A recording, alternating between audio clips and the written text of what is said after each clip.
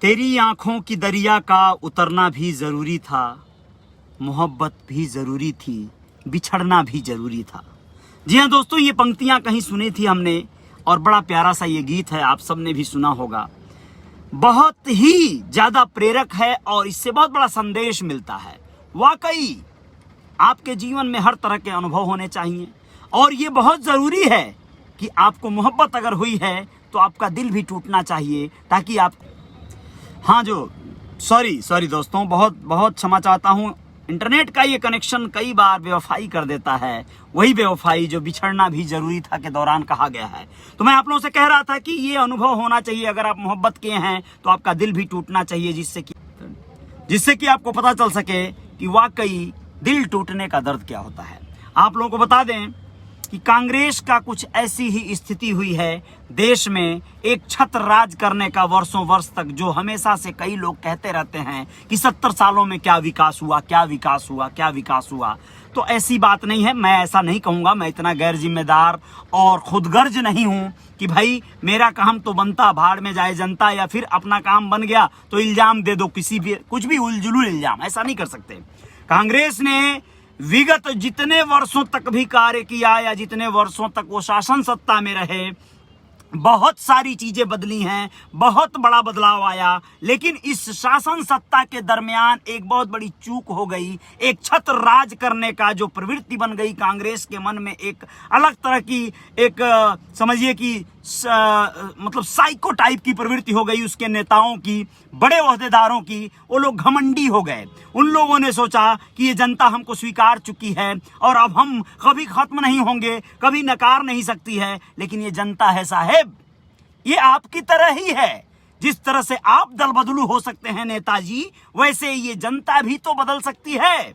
आप अगर रुपए लेकर, पद लेकर, प्रतिष्ठा लेकर जिस तरह से दल बदलते हैं, पार्टियां बदल देते हैं, इस विगत प्रमुख के चुनाव में, ब्लॉक प्रमुख के चुनाव में, जिला पंचायत चुनाव में लोगों ने उत्तर प्रदेश में एक बहुत बड़ा बदलाव, फेरबदल देखा। समाजवादी पार्टी के वर्षों वर्ष से रहे हुए कर्मठी तमाम लोगों ने, जो समाजवादी पार्टी के कैडरों तक में रहे हैं, ऐसे लोग ब्लॉक प्रमुख बनने के लिए पार्टी को तुरंत जो है छोड़कर भारतीय जनता पार्टी का रुख कर गए और ब्लॉक प्रमुख बन गए, क्योंकि सरकार जिसको चाह रही थी उसको प्रमुख बना रही थी। तो मैं ये कहना चाहता हूं कि अगर आप अपना रंग बदल सकते हैं, अपना चोला, अपनी पगड़ी, अपना झंडा, अपना डंडा, तो फिर जनता भी बड़ी चतुर चालाक है। अगर उसे भी सहूलियतें देने वाली कोई सरकार दूसरी मिल गई, कोई 2000 किसानों का जो मुआवजा आ रहा है, जो उनके खेतों के पीछे मिल रहा है, उन किसानों को अगर कोई 5000 रुपया महीने देने लगे तो जाहिर सी बात है उनका मन डोल सकता है। यानी आपसे बड़ा लॉलीपॉप और झुनझुना कोई और थमाने वाला आ गया तो वही किसान, वही आम लोग अपने आप को बदल कर दूसरी दलों और दूसरी पार्टी की ओर लेकर जा सकते हैं।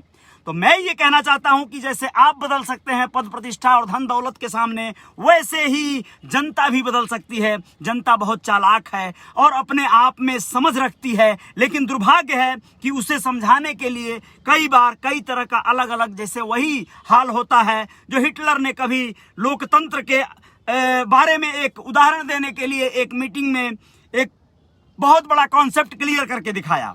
वो एक मुर्गा अपने साथ लेकर आया और उस मुर्गे के सामने दाना डाला, मुर्गा दाना चुगने लगा, फिर उसने उस मुर्गे की देखते ही देखते सभी के सामने सारे पंखों को नोच दिया। वो पूरी तरह से भुंडा हो गया, उसके पंख उखाड़ दिए गए थे, वो जिंदा था, लेकिन उसे अब फिर वही हिटलर दाना डालता है, फिर भी वो मुर्गा दाना चुगता है। यानी उसकी पांखें जिसने नोचा उसके हाथ से वो दाना चुग रहा था। यही अर्थ, यही सीधी सी बात आती है जनता के ऊपर भी। जिस जनता को ये नेता और ये सरकारें लूट खसोट कर अपना काम करती हैं, उन्हीं के लिए फिर से ये जनता फिर खड़ी हो जाती है, क्योंकि उसे पता ही नहीं चलता कि उसका पांख नोचने वाला कौन सा नोचवैया है। अब मैं आप लोगों को बताना चाहता हूं कि कांग्रेस ने जो वर्षों वर्ष तक यहां पर अपने आप को स्थापित रखा, उसमें विकास कार्य तो हुए, लेकिन उससे ज्यादा घोटाले हुए थे। और घोटाले जब उजागर होना शुरू हुए तो यही जनता उसको नकारने का काम कर दी, और फिर जो हुआ वो सबके सामने है। यहां तक कि अपनी परंपरागत और निर्धारित सीटों पर, अमेठी और रायबरेली जैसी सीटों पर भी दुर्दशा देखने को मिला कांग्रेस के बड़े बड़े दिग्गजों को। लेकिन इन्हीं बातों को ध्यान में रखते हुए इस 2022 के विधानसभा चुनाव में कांग्रेस दमखम के साथ उतरना चाहती है और इस गांधी परिवार की एक ऐसी कद्दावर महिला को सामने लेकर आ रही है कांग्रेस, जिन्हें प्रियंका गांधी वाड्रा के नाम से पूरा देश जानता है। वो बहुत ही शानदार पर्सनालिटी हैं, तेज तर्रार होनहार जो है बेटी हैं इस देश की, और एक शानदार नेत्री हैं। कहने का आशय ये है कि उनकी दादी की छवि बहुत सारे लोग उनके अंदर देखते हैं। बहुत सारे लोग ये महसूस करते हैं कि प्रियंका गांधी अपनी दादी की तरह होनहार हैं और क्रिएटिव हैं, जागरूक हैं। बहुत से बीच में तमाम खबरें, बहुत सारी मीडिया पे तमाम रिपोर्ट आप लोगों ने देखी होगी। वो गरीबों के बीच में जिस तरह से जा रही थी, अपनी पैठ बना रही थी, लोगों को गले लगा रही थी, छोटी छोटी बच्चियों को, महिलाओं को, गरीब महिलाओं को। उससे एक अपनापन सा पैदा होता है सबके दिलों में, दिमाग में।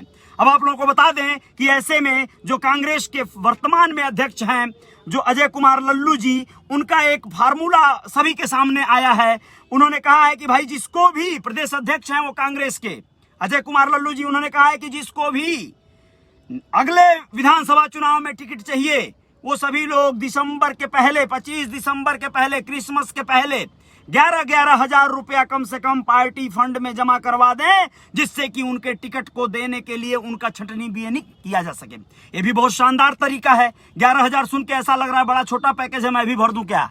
मतलब ये होता है कि एक बहुत अच्छा खासा फंड जो है आ जाएगा पार्टी कोष में। पार्टी कोष में फंड आना बहुत जरूरी है, चाहे वो कोई भी पार्टी हो। पार्टी कोष में फंड नहीं आएगा तो पार्टी चलेगी नहीं, किसी की भी पार्टी हो। कांग्रेस पार्टी तो वैसे भी बड़ी प्रसिद्ध हुआ करती है, अपने प्रत्याशियों को अच्छा खासा धन देती है कि भैया चुनाव में मजबूती से लड़ो। ये अलग बात है कि कुछ लोग उसमें से आधा खा जाते हैं, आधा इधर उधर जो है खपा उपा के किसी तरह काम चला लेते हैं। अब आप लोगों को बताएं कि अगर ये कांग्रेस पार्टी अगर अपने महिला नेत्री प्रियंका गांधी वाड्रा को मैदान में उतारती है तो नाकों चने चबाने पड़ जाएंगे दूसरी पार्टियों को, इसमें कोई संदेह नहीं है। कड़ा मुकाबला मिलेगा।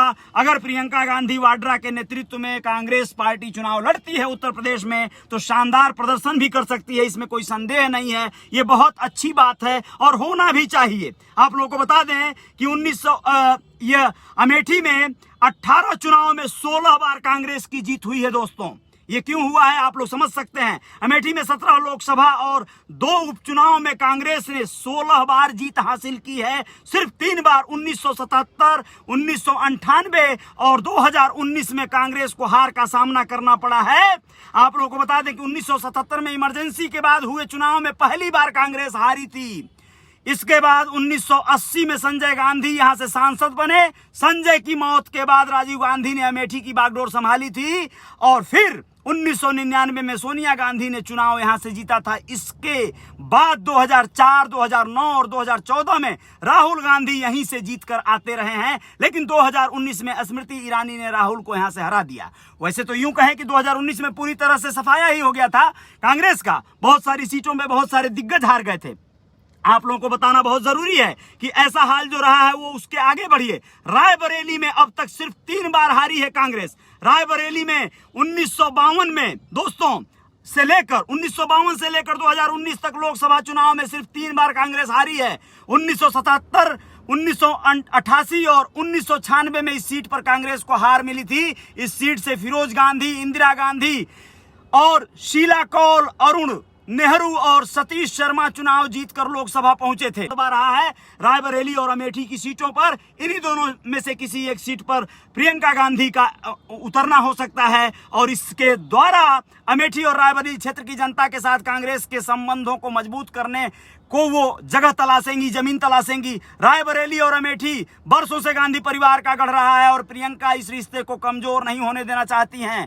पूर्व केंद्रीय मंत्री सलमान खुर्शीद तो औपचारिक रूप से कह चुके हैं कि यूपी विधानसभा चुनाव में प्रियंका कांग्रेस का चेहरा होंगी। बहुत बड़ी बात है और बहुत सही बात है। अगर ऐसा होता है तो एक नया जान फूंकने का काम करेंगी वो पार्टी में।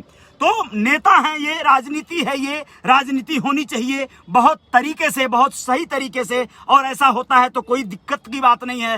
राजनीति जानकारों का कहना है कि 2019 के लोकसभा चुनाव में अमेठी से राहुल गांधी के चुनाव हार जाने के बाद वहां गांधी परिवार का दबदबा कम हुआ है। वहीं कांग्रेस चेयरपर्सन सोनिया गांधी की सेहत ठीक भी नहीं चल रही है। इसके वजह से रायबरेली में भी गांधी परिवार का जनता से संपर्क कम हो गया है। ऐसे में प्रियंका के चुनाव लड़ने से अमेठी और रायबरेली की क्षेत्र की जनता के साथ कांग्रेस के संबंधों को मजबूती मिल सकती है। जी हां दोस्तों, ऐसी खबरें हैं कि इस चुनाव में उतरेंगी प्रियंका गांधी। प्रशांत किशोर जो राजनीतिक सलाहकार हैं, उन्होंने भी ये सुझाव दिया है कि हर हाल में एडवाइजरी कमेटी का कहना है कि प्रियंका इस चुनाव में अगर मैदान में कांग्रेस की तरफ से उतरती हैं तो यूपी में नई ताकत मिलेगी पार्टी को, इसमें कोई संदेह नहीं है। जय जयकार जारी रहेगी। रियल रिपोर्टर न्यूज के साथ आप लोग बने रहिएगा। बहुत बहुत शुक्रिया, बहुत बहुत धन्यवाद। आप सभी मित्रों का मैं स्वागत करता हूं, अभिनंदन करता हूं। जो भी मित्र मुझे इस समय देख रहे हैं उन सभी का खैर मकदम करता हूं। अजय निषाद जी बहुत बहुत धन्यवाद, जय निषाद राज। लेकिन दोस्त, आप लोगों को बता दें कि जय जयकार जारी रहेगी। आप लोग पेज को फॉलो कर लीजिएगा। बहुत बहुत शुक्रिया, बहुत बहुत धन्यवाद, अभिनंदन आप सभी का।